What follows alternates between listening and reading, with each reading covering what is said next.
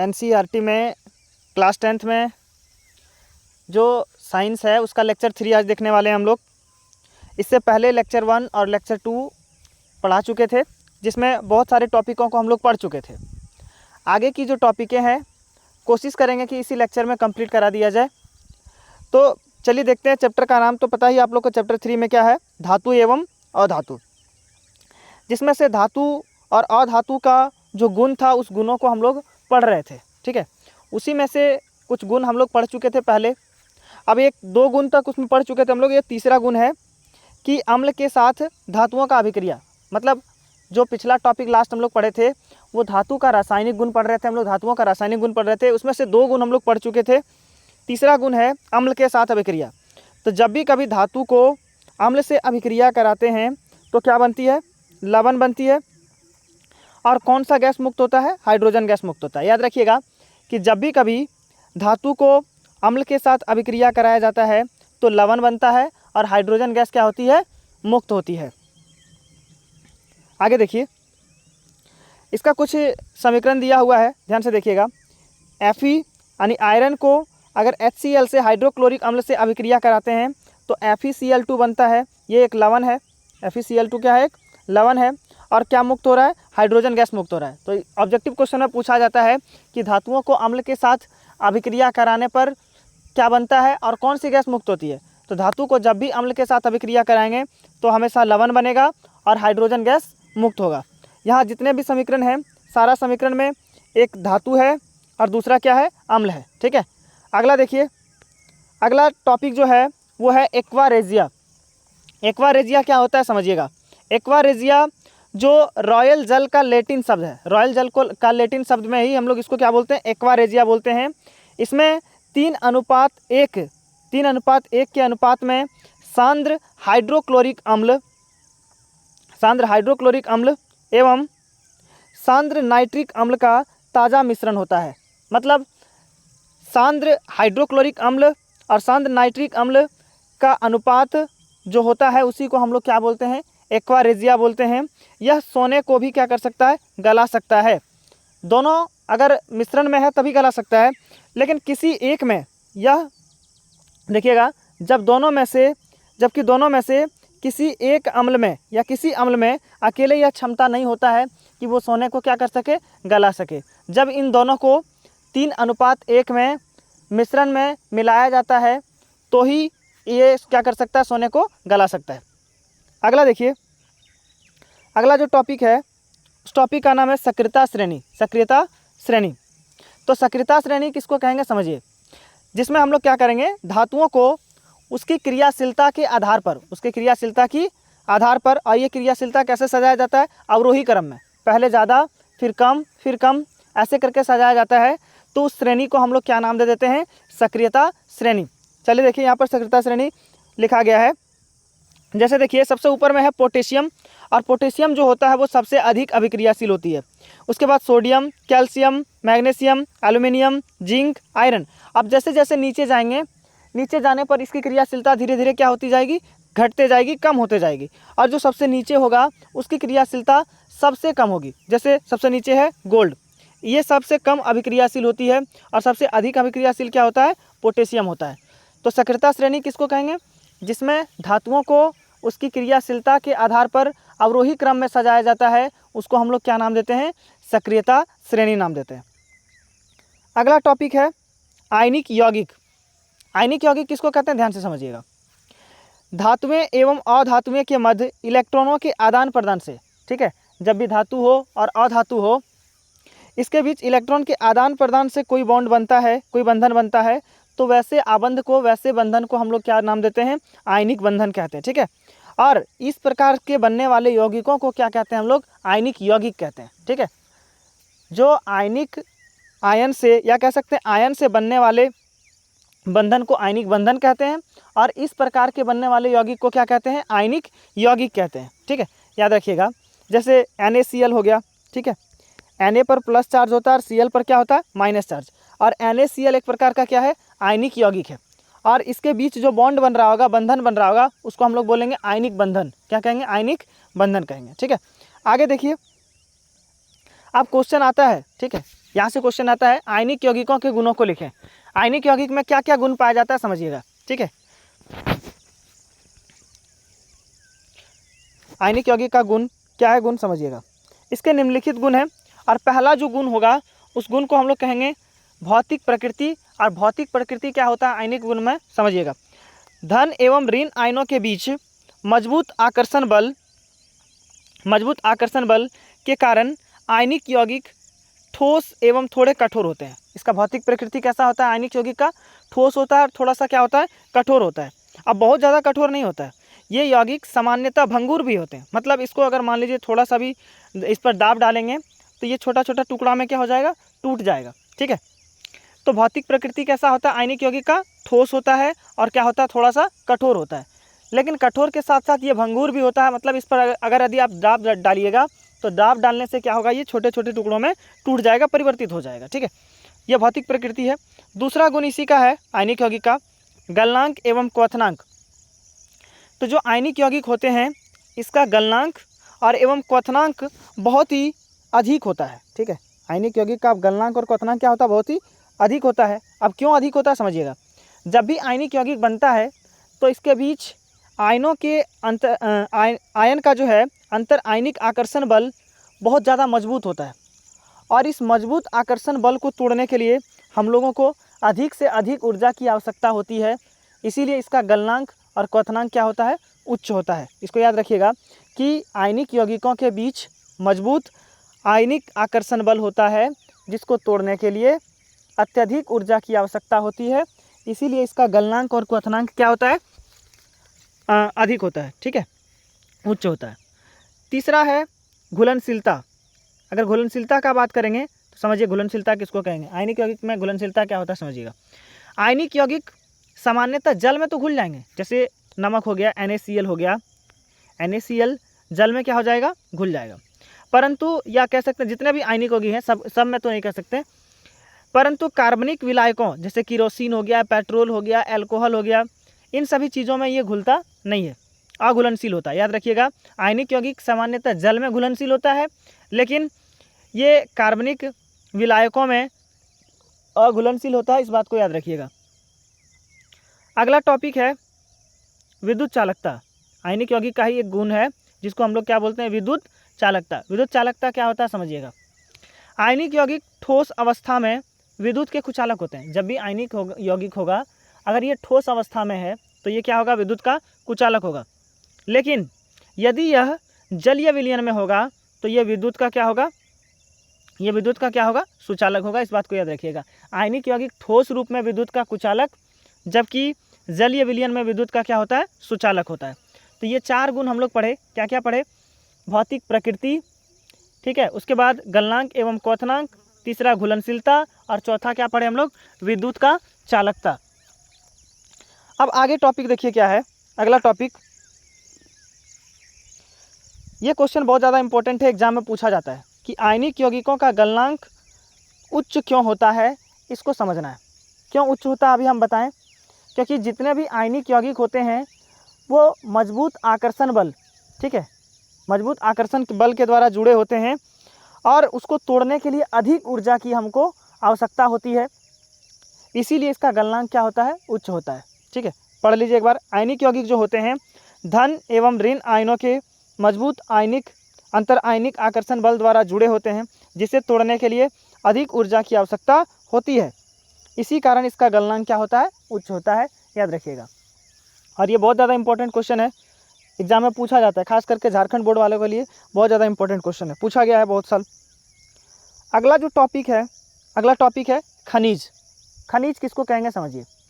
तो पृथ्वी की भूपर्पट्टी में, ठीक है, जो प्राकृतिक रूप से पाए जाने वाले तत्व या यौगिक हैं उसी को हम लोग क्या कहते हैं, खनिज कहते हैं। यानी पृथ्वी के अंदर प्राकृतिक रूप से पाए जाने वाले तत्व या यौगिकों को ही क्या कहा जाता है, खनिज कहा जाता है, याद रखिएगा। अब खनिज के बाद आता है अयस्क। अयस्क किसको कहेंगे। तो खनिज और अयस्क में बहुत ज़्यादा समानता है, समझिएगा। वे सभी खनिज जिनमें कोई विशेष धातु अधिक मात्रा में पाए जाते हैं एवं जिसे सरलता से कम खर्च पर प्राप्त किया जा सकता है उसको हम लोग क्या कहेंगे, अयस्क कहेंगे। मतलब जब खनिजों को पृथ्वी के अंदर से निकाला जाता है तो किसी में धातु की मात्रा अधिक होती है, किसी में धातु की मात्रा क्या होती है, कम होती है। तो जिसमें धातु की अधिक मात्रा होगा और जिसको आसानी से सरलतापूर्वक हम लोग प्राप्त कर पाएंगे उसी को हम लोग अयस्क कहेंगे। ठीक है, याद रखिएगा। वैसा खनिज जिसमें किसी विशेष धातु अधिक मात्रा में पाई जाती है और जिसको हम लोग सरलता से प्राप्त कर सकते हैं उसको हम लोग क्या नाम देते हैं, अयस्क नाम देते हैं। अगला टॉपिक है गैंग। गैंग क्या होता है समझिएगा। ये एक प्रकार की अशुद्धि होती है। जब खनिजों को निकाला जाता है पृथ्वी की भूपरपट्टी से तो उसमें बहुत सारी गंदगियाँ होती है, जैसे मिट्टी हो गया, रेत हो गया, मिट्टी, रेत और भी बहुत सारी अशुद्धियाँ पाई जाती है। इन अशुद्धियों को ही नाम दिया गया है क्या, गैंग। याद रखिएगा कि पृथ्वी के अंदर जो खनिज पाए जाते हैं उन खनिज या अयस्क में से जो मिट्टी, रेत जैसी अशुद्धियाँ होती है उन अशुद्धियों को, उन गंदगियों को ही क्या नाम दिया गया है, गैंग नाम दिया गया है। ठीक है, अगला टॉपिक देखिए। अगला टॉपिक है वर्जन। वर्जन किसको कहते हैं, वर्जन, और एक टॉपिक होगा निस्तापन। ये दोनों पूछा जाता है, इन दोनों में से अंतर पूछा जाता है बहुत ज़्यादा 2 मार्क्स में। तो वर्जन क्या होता है समझिए। जब भी कभी सल्फाइड अयस्क को वायु की उपस्थिति में गर्म किया जाता है, ठीक है, तो ये ऑक्साइड में परिवर्तित हो जाता है। तो ये किस में परिवर्तित हो जाता है, ऑक्साइड में परिवर्तित हो जाता है। इस प्रक्रिया को क्या कहते हैं, भर्जन कहते हैं। ठीक है, याद रखिएगा, भर्जन की प्रक्रिया में सल्फाइड अयस्क को वायु की उपस्थिति में गर्म किया जाता है। ठीक है, जबकि जो निस्तापन होता है इसमें कार्बोनेट अयस्क को वायु की अनुपस्थिति में गर्म किया जाता है। उसमें सल्फाइड अयस्क को गर्म किया जाता है, इसमें कार्बोनेट अयस्क को गर्म किया जाता है, और उसको भर्जन को वायु की उपस्थिति में गर्म किया जाता है, इसको वायु की अनुपस्थिति में गर्म किया जाता है, और इसमें भी क्या बनता है आपका, ऑक्साइड बनता है। ठीक है, इस प्रक्रिया को निस्तापन कहते हैं। ये दोनों टॉपिक बहुत ज़्यादा इंपॉर्टेंट है, पूछा जाता है कि भर्जन तथा निस्तापन में अंतर बताइए। तो आगे नीचे टॉपिक में हम अंतर भी लिख दिए हैं। फिलहाल अभी यहाँ दोनों टॉपिक को समझिएगा। भर्जन में सल्फाइड अयस्क को गर्म किया जाता है वायु की उपस्थिति में, और निस्तापन में कार्बोनेट अयस्क को गर्म किया जाता है वायु की अनुपस्थिति में। आगे देखिए टॉपिक। अगला टॉपिक जो है वो थर्मिट अभिक्रिया। ये MCQ क्वेश्चन में पूछा जाता है, थर्मिट अभिक्रिया। थर्मिट अभिक्रिया क्या होता है समझिए। आयरन ऑक्साइड को यदि एल्युमिनियम के साथ अभिक्रिया कराते हैं, आयरन ऑक्साइड को एल्युमिनियम के साथ यदि अभिक्रिया कराते हैं तो ये अत्यंत ऊष्माक्षेपी होती है। अब ऊष्माक्षेपी और ऊष्माशोषी 2 तरह की अभिक्रियाएं होती है, ये आपको चैप्टर 1 में पढ़ाए थे। ठीक है, तो याद रखिएगा, ऊष्माक्षेपी अभिक्रिया मतलब जिसमें ऊष्मा मुक्त होती है। तो ये जो अभिक्रिया है थर्मिट अभिक्रिया, इसमें ऊष्मा मुक्त होती है, और इतने अधिक ऊष्मा मुक्त होती है कि ये क्या कर सकता है कि लोहे को भी गला सकता है या किसी भी धातु को क्या कर सकता है, गला सकता है। इसी अभिक्रिया को हम लोग क्या कहते हैं, थर्मिट अभिक्रिया। थर्मिट अभिक्रिया क्या है, तो आयरन ऑक्साइड को एल्युमिनियम के साथ जब अभिक्रिया कराते हैं तो ये अत्यंत ऊष्माक्षेपी होती है, और इससे इतना ऊष्मा निकलता है कि ये किसी भी धातु को, किसी भी लोहे को क्या कर सकता है, गला सकता है। इस अभिक्रिया को क्या कहते हैं, थर्मिट अभिक्रिया। अब क्वेश्चन आता है कि थर्मिट अभिक्रिया, क्वेश्चन आएगा रेल की पटरियों को जोड़ने में किस अभिक्रिया का उपयोग किया जाता है। ऑब्जेक्टिव क्वेश्चन में पूछा गया झारखंड बोर्ड में। ठीक है, तो याद रखिएगा इसका उपयोग कहाँ पर करते हैं, जो रेल की पटरी होती है उसको जोड़ने के लिए किया जाता है, और जो मशीनी पुर्जें होती है उसकी दरारों को जोड़ने के लिए भी किसका उपयोग किया जाता है, थर्मिट अभिक्रिया का उपयोग किया जाता है। इसका उपयोग बहुत ज़्यादा इंपॉर्टेंट है, याद रखिएगा। अगला टॉपिक है धातु संक्षारण। धातु संक्षारण क्या होता है समझिए। धातुओं का धीरे धीरे नष्ट होना ही क्या कहलाता है, धातु संक्षारण कहलाता है। अब ये नष्ट कब होगा, अगर धातु को वायु, नमी एवं अम्ल इत्यादि के संपर्क में रखते हैं तो ये क्या करता है, धीरे धीरे नष्ट होने लगता है, धीरे धीरे नष्ट होने लगता है। इस प्रक्रिया को हम लोग नाम क्या दे देते हैं, संक्षारण या धातु का संक्षारण। अब धातु संक्षारण के बाद है जंग लगना। दोनों लगभग एक ही जैसा है। ठीक है, जंग लगना में सिर्फ लोहे का बात करेंगे, उसमें कोई भी धातु हो सकता है। जंग लगना एक रासायनिक अभिक्रिया है। ऑब्जेक्टिव क्वेश्चन पूछा जाता है कि जंग लगना की कौन सी अभिक्रिया है। जंग लगना एक क्या है, रासायनिक अभिक्रिया है। और लंबे समय तक यदि आयरन को नमी के संपर्क में, वायु और नमी के संपर्क में रख देते हैं तो आयरन ऑक्साइड बनाता है, जिसे जंग लगना कहते हैं। ठीक है, अब धातुओं को संक्षारण से बचाने के उपाय, क्या उपाय है समझिएगा। इसके निम्नलिखित उपाय हैं संक्षारित होने से बचाने का। पहला उपाय जो है वो क्या है समझिएगा। पहला उपाय है तेल या ग्रीस लगाकर हम लोग क्या कर सकते हैं, धातुओं को संक्षारित होने से बचा सकते हैं। जैसे यह संक्षारण को रोकने का सबसे पुरानी और सरल विधि है, जो धातुओं को नमी के संपर्क में आने से क्या करता है, रोकता है, जिससे धातु संक्षारित होने से क्या होती है, बच जाती है। पहला उपाय क्या है, धातुओं को संक्षारित, यहाँ से भी सब्जेक्टिव क्वेश्चन पूछा जाता है कि धातुओं को संक्षारित होने से कैसे बचाया जा सकता है। तो इसके बहुत सारे तरीके हैं। पहला तरीका क्या है, तेल या ग्रीस लगाकर हम लोग क्या कर सकते हैं, धातुओं को संक्षारित होने से बचा सकते हैं। दूसरा है पेंट करके, ठीक है, दूसरा क्या है, पेंट करके। लोहे की वस्तुओं को हम पेंट कर उसे संक्षारित होने से बचा सकते हैं, क्योंकि पेंट लोहे को वायु तथा नमी के बीच संपर्क को पेंट क्या करता है, लोहे को वायु और नमी के बीच संपर्क को तोड़ने का कार्य करती है। और जब तक कोई भी धातु वायु और नमी के संपर्क में नहीं आएगा तब तक वो संक्षारित नहीं होगा। तो अगर हम लोग धातुओं को वायु और नमी के संपर्क में आने से रोकते हैं तो धातु क्या होगी, संक्षारित नहीं होगी। अगला टॉपिक है विद्युत लेपन। यह भी एक तरीका है जिससे हम लोग क्या कर सकते हैं, धातुओं को संक्षारित होने से बचा सकते हैं। इस विधि के द्वारा लोहे और स्टील पर टीन या क्रोमियम जैसी धातुओं की परत चढ़ा देते हैं, जिस कारण इसे संक्षारित होने से क्या कर सकते हैं, हम लोग बचा सकते हैं। ठीक है, चौथा टॉपिक है, चौथा पॉइंट है कि कैसे बचा सकते हैं। तो चौथा है यसद लेपन। यह भी एक तरीका है जिससे हम लोग धातुओं को क्या कर सकते हैं, संक्षारित होने से बचा सकते हैं। इस विधि के द्वारा लोहे की वस्तुओं पर जिंक धातु की परत चढ़ाते हैं। याद रखिएगा, यसद लेपन में क्या करते हैं, धातुओं के ऊपर जिंक का परत चढ़ा देते हैं, जो क्या करता है, उसे संक्षारित होने से बचाता है। याद रखिएगा। एक पांचवा पॉइंट है मिश्र धातु बना करके। ठीक है, मिश्र धातु क्या होता है समझिए, इसी में टॉपिक भी लिख दिए, इसमें इसका डेफिनेशन भी लिख दिए। मिश्र धातु क्या होता है, तो किसी धातु का किसी अन्य धातु या अधातु के साथ समांगी मिश्रण को मिश्र धातु कहते हैं। किसी धातु का किसी अन्य धातु या अधातु के साथ जो समांगी मिश्रण होता है उसको हम लोग क्या कहते हैं, मिश्र धातु कहते हैं। यह संक्षारित नहीं होती है, ये जल्दी से, जो मिश्र धातुएं होती है वो जल्दी से संक्षारित नहीं होती है या नहीं के बराबर संक्षारित होती है। अब मिश्र धातु में कुछ मिश्र धातु का नाम यहाँ लिखा गया है और वो किनका किसका समांगी मिश्रण है ये भी लिखा गया है। यहाँ से ऑब्जेक्टिव क्वेश्चन बहुत ज़्यादा आते हैं, इस बात को ध्यान रखिएगा। क्वेश्चन आएगा कि पीतल किन किन धातुओं और अधातुओं का मिश्रण है, यह बताना है आपको। ठीक है, तो जो पीतल होता है यह कॉपर एवं जिंक का मिश्र धातु है। पीतल किसका मिश्र धातु है, कॉपर एवं जिंक का मिश्र धातु है। इसका उपयोग नोजल बनाने तथा बर्तन बनाने में किया जाता है। ठीक है, याद रखिएगा, उपयोग पूछा नहीं जाएगा, आपसे पूछा जाएगा कि पीतल किन किन धातुओं का मिश्र धातु है, तो कॉपर और जिंक का। दूसरा आता है कांसा, यह किसका मिश्र धातु है, तो यह तांबा और टीन का मिश्र धातु है। और जो कांसा होता है यह विद्युत का कुचालक होता है, यह विद्युत का क्या होता है, कुचालक होता है, याद रखिएगा। और इसका उपयोग कहाँ पर करते हैं, बर्तन या मूर्तियों के सांचे बनाने में इसका उपयोग किया जाता है, इस बात को याद रखिएगा। इसके बाद आता है स्टेनलेस स्टील, एक और मिश्र धातु है जिसको बोलते हैं जंग रोधी इस्पात। स्टेनलेस स्टील यह आयरन, क्रोमियम एवं निकेल का मिश्र धातु होता है। ठीक है, स्टेनलेस स्टील जो होता है यह किसका मिश्र धातु है, आयरन का, क्रोमियम का और किसका, आयरन, क्रोमियम और निकेल का मिश्र धातु होता है। इस पर जंग नहीं लगता है, स्टेनलेस स्टील में जंग नहीं लगता है।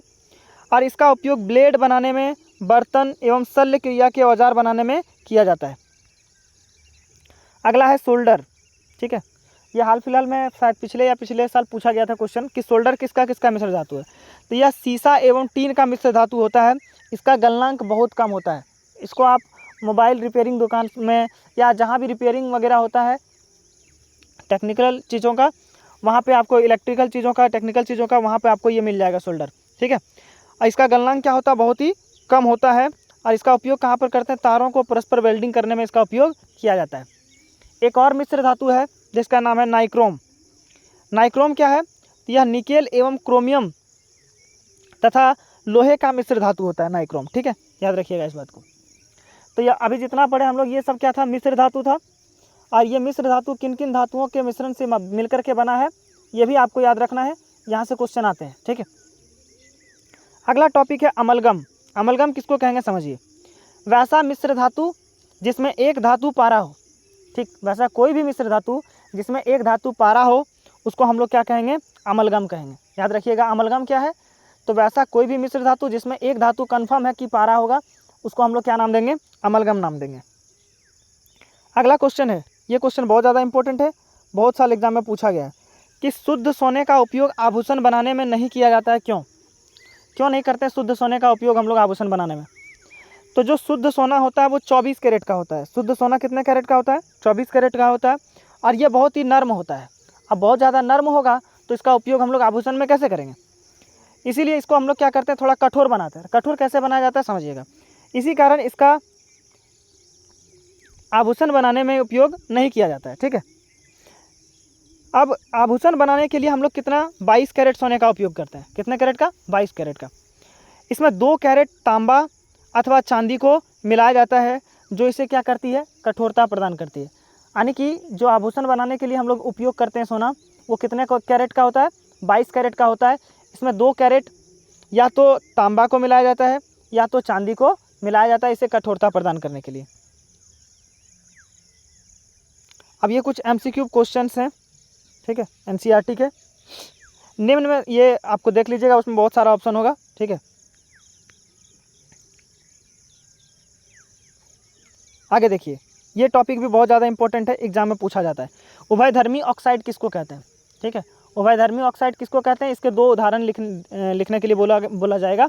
ये क्वेश्चन भी एग्जाम में आता है बहुत ज़्यादा, ठीक है, ध्यान से देखिएगा। तो वैसा धातु ऑक्साइड जो अम्ल तथा क्षार दोनों से अभिक्रिया कर जाता है और अभिक्रिया करने के बाद लवण और जल बनाता है, उसको हम लोग क्या कहते हैं, उभयधर्मी ऑक्साइड। वैसा धातु ऑक्साइड जो अम्ल तथा क्षार दोनों से अभिक्रिया करके लवण तथा जल प्रदान करता है, उसको हम लोग क्या कहेंगे, उभयधर्मी ऑक्साइड कहेंगे। जैसे एल्युमिनियम ऑक्साइड और जिंक ऑक्साइड। समीकरण नीचे लिखा गया है कि इन दोनों को चाहे अम्ल से अभिक्रिया कराओ, एक को हम लोग अम्ल से अभिक्रिया कराएं, एक को क्षारक से अभिक्रिया कराएं, दोनों में लवण बनता है और क्या बनता है, जल बनता है। इस बात को याद रखिएगा। उभयधर्मी ऑक्साइड क्या है, तो वैसा धातु ऑक्साइड जो अम्ल तथा क्षार दोनों से अभिक्रिया करके लवण तथा जल बनाता है, उसको हम लोग क्या कहते हैं, उभयधर्मी ऑक्साइड कहते हैं। अगला देखिए, ये क्वेश्चन भी बहुत ज़्यादा इंपॉर्टेंट है, पूछा जाता है एग्जाम में कि सोडियम को केरोसिन तेल में डुबोकर क्यों रखा जाता है, ठीक है। तो सोडियम जो है ये एक अति अभिक्रियाशील धातु है, यह वायु और नमी के संपर्क में आता है तो ये स्वतः प्रज्वलित हो जाता है, मतलब इसमें अपने आप क्या हो जाता है, आग लग जाता है और धीरे धीरे नष्ट हो जाता है। धीरे धीरे क्या हो जाता है, नष्ट हो जाता है। इसीलिए इसको नष्ट होने से बचाने के लिए या रोकने के लिए हम लोग इसको किस में डुबो कर रखते हैं, केरोसिन तेल में डुबो करके रखते हैं। याद रखिएगा, सोडियम क्या है, एक अति अभिक्रियाशील धातु है और ये अति अभिक्रियाशील होने के कारण वायु और नमी के संपर्क में जब आता है तो स्वतः प्रज्वलित हो जाता है, मतलब अपने आप ये जलने लगती है और धीरे धीरे नष्ट हो जाती है। इसीलिए इसको रोकने के लिए, बचाने के लिए हम लोग क्या करते हैं, इसको केरोसिन तेल में डुबोकर रख देते हैं। अगला टॉपिक है खनिज तथा अयस्क में अंतर, ठीक है। खनिज तथा अयस्क में अंतर। देखिए, खनिज और अयस्क हम पहले ही पढ़ा चुके हैं, तो ये चीज़ें आप लोग देख लीजिएगा, ठीक है। खनिज और अयस्क में अंतर। फिर अगला क्वेश्चन आएगा आपका भर्जन तथा निस्तापन में अंतर। हम बता दिए पहले ही कि भर्जन क्या होता है, निस्तापन क्या होता है।